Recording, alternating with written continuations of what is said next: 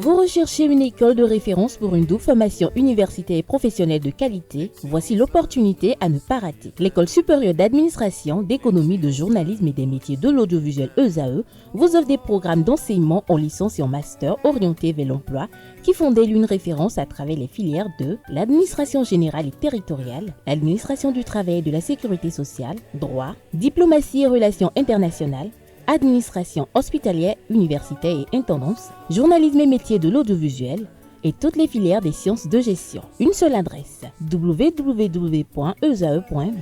Rendez-vous dès maintenant sur nos campus ESAE Bedjromende au numéro 90 93 65 21 ou au numéro 98 98 14 00. Paracourt sur le numéro 52 46 12 12. Aboumé-Calavi au numéro 52 88 44 44. Akpaka au numéro 52 88 33 33. ESAE, l'excellence à un nom. L'invité de ce matin sur Free Matin, est-ce qu'il y avait Agbede? Bonjour. Bonjour Kader. Merci d'avoir accepté l'invitation et d'être dans nos murs sur ESAE TV. Bonjour à nouveau à Tifa Olafa. Bonjour. Merci d'être avec moi pour recevoir le porte-parole des commerçants et producteurs du soja grain. Avec lui, on aura apprécié les mesures gouvernementales réglementant l'achat et la commercialisation du soja grain en République du Bénin. Atifa Olafa, il est à vous pour la première question. Merci Abdelkader, bonjour à vous. Bonjour. Merci d'être sur nos plateaux. Alors on va démarrer tout de suite par les mesures gouvernementales qui ont été prises par le gouvernement justement pour encadrer la commercialisation du soja. Je vous remercie à nouveau. Ouais. Les réformes du gouvernement au cours de cette saison d'achat et de vente de soja, en réalité, n'arrangent pas les commerçants. Pourquoi? Quelles sont ces réformes-là d'abord? Aujourd'hui, le gouvernement décide de boycotter les commerçants, les collecteurs de soja.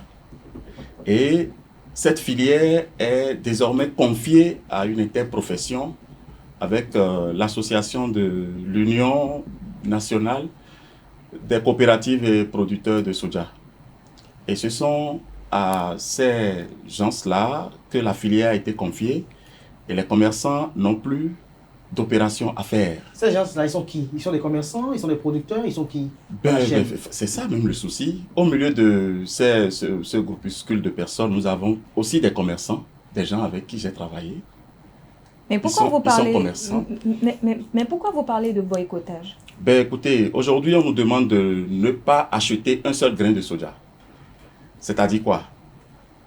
Le commerçant est boycotté, c'est-à-dire le producteur, oui, le cultivateur qui a cultivé, qui a produit son soja, doit envoyer sa production au niveau des magasins, des coopératives, et les usines vont aller vers ces magasins-là pour s'approvisionner. Et nous autres commerçants, nous sommes normalement enregistrés, moi j'ai mon registre de commerce, mes collègues pareil. Et nous préfinançons également les producteurs. C'est nous qui les soutenons. Quand les producteurs ont une situation difficile sur le terrain, c'est les commerçants, ceux-là avec qui ils ont l'habitude de traiter. oui. C'est nous qui les connaissons, ils ont confiance en nous, on a confiance en eux. C'est une relation qui date de longtemps. Moi, je suis dedans, ça fait près de 7 ans déjà, 17 ans bien sûr.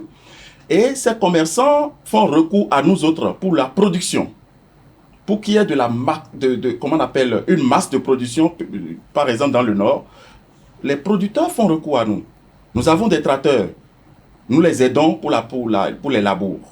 Ces producteurs, quand d'autres personnes, des kidam viennent peut-être pour leur labourer le champ, peut-être c'est 30 000. Mais nous autres, commerçants, on leur fait ça sur peut-être 25 000. Et mieux encore, quand nous faisons ce travail pour les producteurs, on ne prend pas de l'argent. On est payé en contrepartie. C'est-à-dire, c'est quand ils vont récolter qu'ils vont nous rembourser avec du soja. Avec du soja. Mais comment le gouvernement justifie cette nouvelle donne? C'est ça que nous ne comprenons pas encore. Mais est-ce que vous avez cherché à vous enquérir? On est en train de le faire. Des motivations? On est en train de le faire. Il paraît qu'il y a des gens qui se glissent dans le lot pour aider. C'est qui ces gens?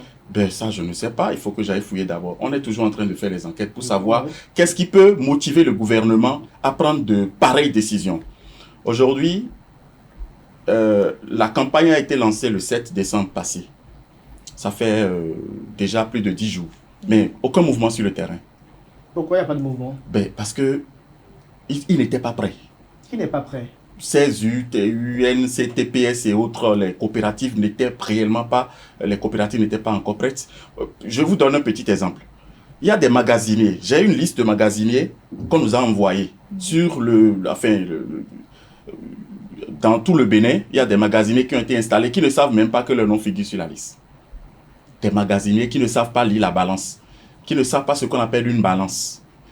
On peut appeler tout de suite. On choisit 10 personnes que vous allez appeler. Certainement, ils vont vous dire jusqu'à présent, ils ne savent pas qui sont magasiniers. Mais sur quelle base ces gens ont été sélectionnés? Ces magasiniers à qui les producteurs vont aller confier leur production. Ils ne savent pas lire la balance. Ils ne savent pas qui ils ont été sélectionnés. Ces producteurs doivent vendre leur production pour satisfaire les bras valides, j'y arriverai, bras valides bien sûr, qu'ils ont sollicité dès déjà le départ, dès les labours. Les producteurs doivent vendre pour aujourd'hui les payer afin que ces gens aillent fêter en famille. Ces gens qui viennent faire 6 mois, les producteurs doivent vendre leur soja et rembourser ces gens-là. Entre-temps, c'est nous qui les aidons à les préfinancer afin qu'ils puissent satisfaire ces... Mais aujourd'hui, on nous met de côté. Comment la filière peut évoluer? Justement, parlons des producteurs. Il y a le ministère de l'Agriculture qui a mis en place un certain nombre de coopératives. Bien sûr.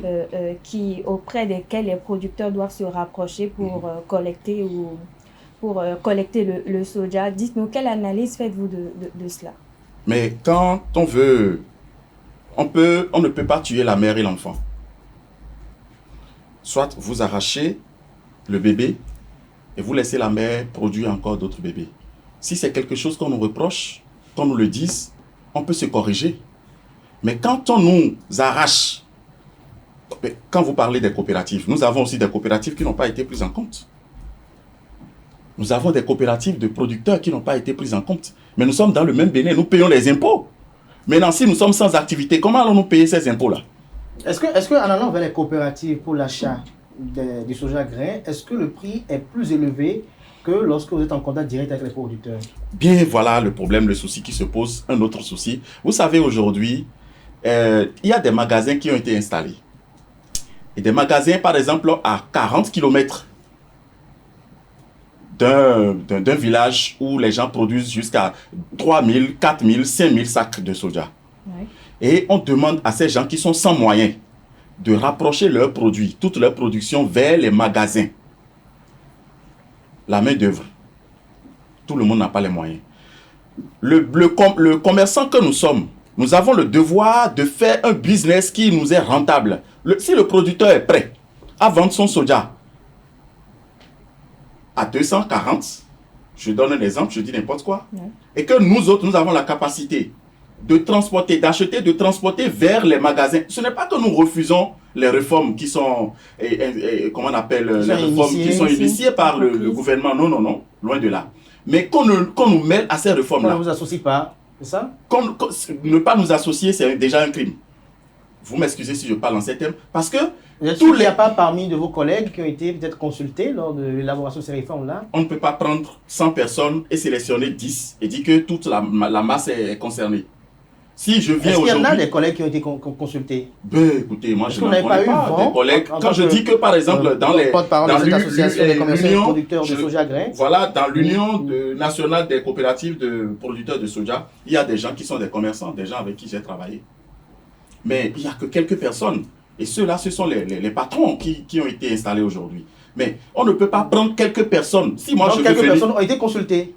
Je ne vais pas dire consulter. Ces quelques personnes ont utilisé, je vais appeler ça, je vais appeler un chat. Ils ont utilisé certainement une petite ruse pour se donner le nom de représentant. Sinon, il y a plus de 10 000 producteurs qui ne sont pas d'accord. Alors, à part et cela peut jouer, oui. je viens bien, cela peut jouer sur la production les années à venir. Mais à part le fait que vous, en tant que producteur, vous n'êtes pas inclus dans ces réformes-là, quelles sont les failles que vous trouvez justement dans ces réformes entreprises par le gouvernement, notamment au niveau du ministère de l'Agriculture? Voilà les failles. Je venais d'en citer la baisse de la production. Parce que quand le producteur est fâché, le producteur voit des réformes qui ne l'arrangent pas. Le prix, c'est bon, tant mieux. Aujourd'hui, nous ne parlons pas du prix du soja. Le prix plancher, Boschan, il n'y a pas de souci. Mais quand le producteur ne se voit pas satisfait après avoir produit du soja, ce n'est pas facile. Après avoir produit, du début jusqu'à la fin, il n'a pas de satisfaction. Lorsque vous ça parlez ne l'encourage pas. De satisfaction, vous faites référence à quoi? La satisfaction, c'est quoi? Le producteur n'est pas libre de vendre à qui il veut. Le producteur n'est pas libre de vendre quand il veut. D'accord. Le producteur n'est pas libre de s'exprimer. X m'a aidé pour faire mon champ. C'est à X je vais libérer mes produits et il peut venir vers, comment on appelle, les unités coopératives, les coopératives pour vendre à qui il veut. Vous comprenez? Ça dit c'est le retour. Et ces producteurs aussi ne sont pas d'accord du fait qu'il y a des magasins qui sont installés très loin de leur zone de production et on leur demande de venir forcément là-bas pour vendre des produits. Et mieux encore, la campagne n'est pas lancée à temps et bien que ce soit lancé, rien n'a démarré jusqu'à présent. Les producteurs ont faim. Ils ont faim, ils ont besoin de quoi? Ils ont besoin de vendre leur soja pour vaquer à d'autres occupations, pour satisfaire ceux qui ont travaillé avec eux. Et donc c'est l'inaction, l'inopération des coopératives qui fait qu'ils sont au point mort, c'est ça? Il y a ça, c'est d'abord le point focus. L'inopération de ces coopératives aujourd'hui, nous sommes le 19, si je me trompe, le 18 décembre. Oui. Le 18 décembre aujourd'hui, et bientôt la campagne d'Akadjou va démarrer, mais on n'a pas encore vendu un seul grain de soja. Moi, je fais partie, je suis d'ailleurs le premier et le meilleur à offrir du soja, à vendre du soja à la CIPI qui est la porte d'entrée de la matière première à la GDZ. Ndali, la CIPI Ndali, moi je suis le meilleur, la personne qui a plus vendu du soja à la CIPI. Ça veut dire que nous sommes prêts à offrir de la matière aux usines en place pour que ces usines puissent fonctionner. Mais quand on nous met de côté, c'est déjà... Alors aujourd'hui, qu'est-ce que vous souhaitez concrètement? Quelles sont vos espérances concrètes? Notre réinsertion dans le système. Nous ne refusons pas les réformes. Il peut y avoir réforme. Mais quand on nous met de côté, écoutez, comment est-ce que la filière peut fonctionner sans les commerçants? Je me pose toujours cette question. Je me demande si ceux-là qui ont initié ces réformes ont vraiment analysé les tous et les contours des dégâts que cela peut faire chose. Alors pour vous, est-ce que l'arrivée de la G10 a un impact sur la situation actuelle? La GDIZ, mais nous disons bravo, c'est un travail vraiment, un grand travail qui se fait au niveau de la GDIZ. Et ça, quand je le dis, moi je fais partie et j'ai des collègues, beaucoup de collègues qui font partie des meilleurs fournisseurs de la GDIZ. Les preuves sont là. Et il y a d'autres usines, il n'y a pas que la GDIZ. Toutes les usines, nous on offre de la matière aux usines. Mais aujourd'hui, ce que nous avons préfinancé sur le terrain, moi, j'ai des collègues qui ont des millions, je dis des dizaines de millions, qu'ils ont mis pour préfinancer. Les banques, les institutions de microfinance, là où nous avons fait des prêts pour préfinancer ces cultivateurs, ces producteurs. Nous-mêmes, nous sommes producteurs. Moi, cette année, j'ai fait 38 hectares. Et je ne suis pas seul. Quand je dis ce que moi j'ai fait, c'est 38 hectares. J'ai acquis des tracteurs au niveau de la Sonama que je félicite pour le travail qu'il fait, la mécanisation de l'agriculture. Maintenant, ces tracteurs que nous prenons, les décortiqueuses, quand nous allons dans les champs de nos amis, de nos producteurs, de nos producteurs, nos fournisseurs, nous travaillons pour eux presque gratuitement. Parce que nous faisons un travail pour les amener à produire beaucoup plus. Et c'est quand ils vont récolter qu'ils vont nous payer en contrepartie, en espèces. Voilà. Et voilà. Donc, quand aujourd'hui, on nous met de côté, mais on ne sait pas comment la filière va évoluer. C'est parce qu'on nous a mis de côté que jusqu'à aujourd'hui, c'était jamais arrivé. On avait déjà toujours démarré la campagne en début de novembre, mais aujourd'hui nous sommes le 18 décembre et aucun grain de soja n'a été vendu. Alors vous parlez de boycott, comme le dit si bien. Au moment où il n'y avait pas votre boycott, est-ce qu'il n'y avait pas de difficultés? Est-ce qu'il n'y avait pas de problèmes? Quel genre de problème? Il y a de la filière. Mais tout allait si bien. Autrement, cette année, mais écoutez, c'est maintenant qu'il y a des problèmes. Cette année, il n'y a pas encore de vente de soja. Et les magasins sont là. Rien ne fonctionne jusqu'à aujourd'hui. Vous appelez n'importe quel producteur du Nord, il va vous dire, mais écoutez, ça ne va pas. Ça ne va vraiment pas. Et c'est parce que comment on appelle, les commerçants ont été boycottés qu'il n'y a pas de mouvement sur le terrain. Comment on appelle, les commerçants boudent ou bien? Mais moi je boude. Il y a plus de 10 000 personnes qui sont derrière moi. Vous voulez que je les fasse venir ici? Vous boudez? Nous boudons. On doit manger. Est-ce que vous êtes fait entendre au niveau du ministère de l'Agriculture? On a fait les pas qu'il faut, on est en train de faire.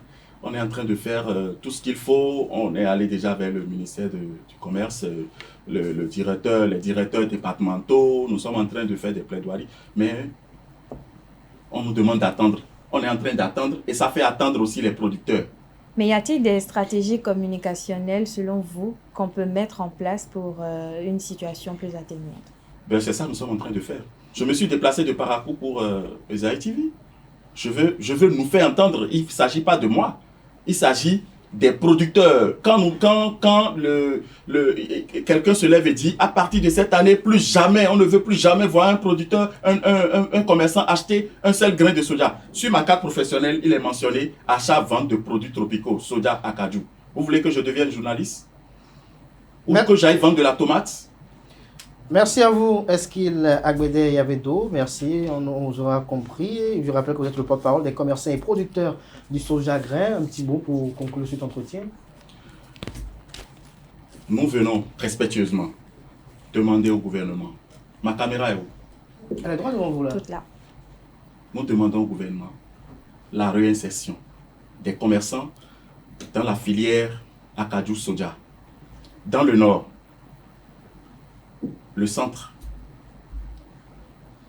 tous les producteurs, quand je dis producteur, moi je suis commerçant, je suis aussi producteur. Nous demandons humblement au ministre de l'Agriculture, au ministre du Commerce et à son Excellence, notre très cher père de la nation, son Excellence Patrice Athanase Guillaume Talon, de revoir un peu la chicotte qui est en train de nous frapper.